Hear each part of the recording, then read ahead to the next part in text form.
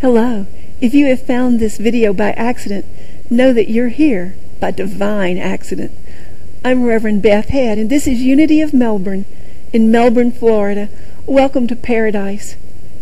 I greet you in the name of all that is good, all that is beautiful, all that is sacred, and all that is holy.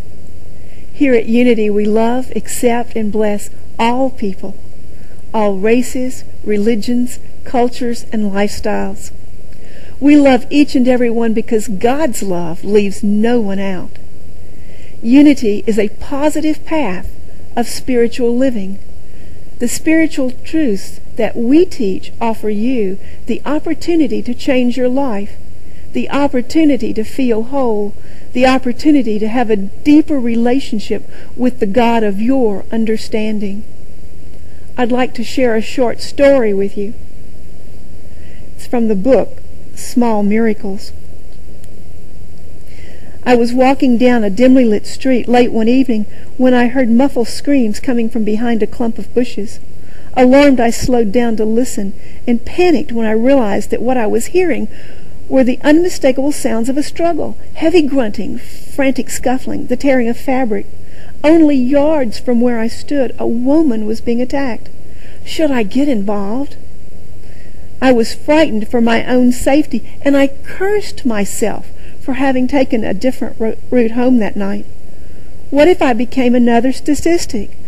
Shouldn't I just run to the nearest phone and call the police? What should this man do? It's hard to say in this day and age. He had a family to think about and to take care of, and certainly there could be drugs and weapons involved. What should he do? You and I are often faced with situations where we're not sure what to do. Fortunately for us, most of them are not as threatening as this one. I'd like to suggest that we could ask the question, what would love do? I know you've seen the bracelets and the t-shirts that say WWJD, what would Jesus do? But today I'm asking WWLD, what would love do? In my mind, these are essentially the same question. But even religions that don't consider Jesus Christ as their way shower and teacher have a philosophy of love. So it's a more universal question because all the great religions equate God with love. Unity studies and follows the teachings of Jesus. Jesus' entire ministry was based on love. And perhaps his clearest and most profound teaching is found in the book of Mark.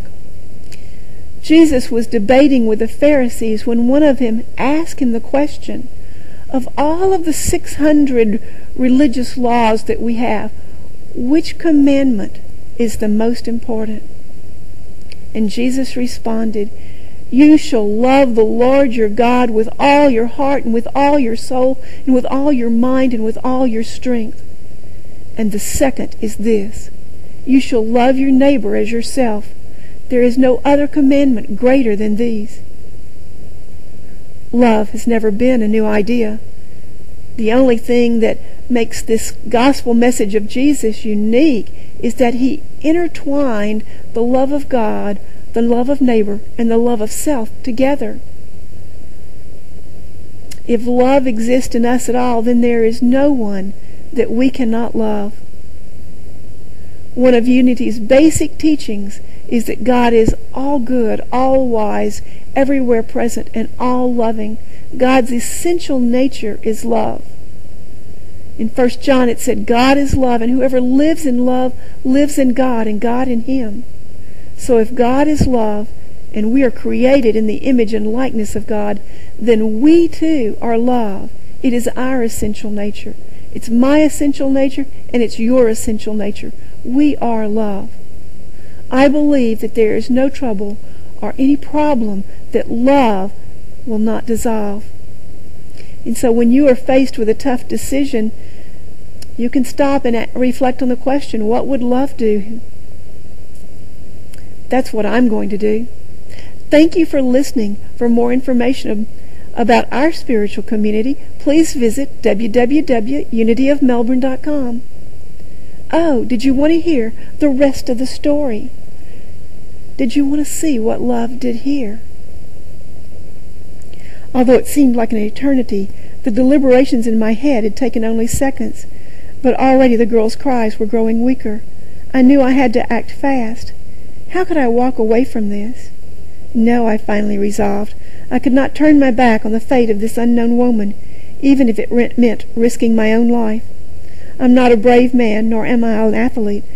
I don't know where I found the moral courage and physical strength, but once I had finally resolved to help the girl, I became strangely transformed. I ran behind the bushes and pulled the assailant off the woman.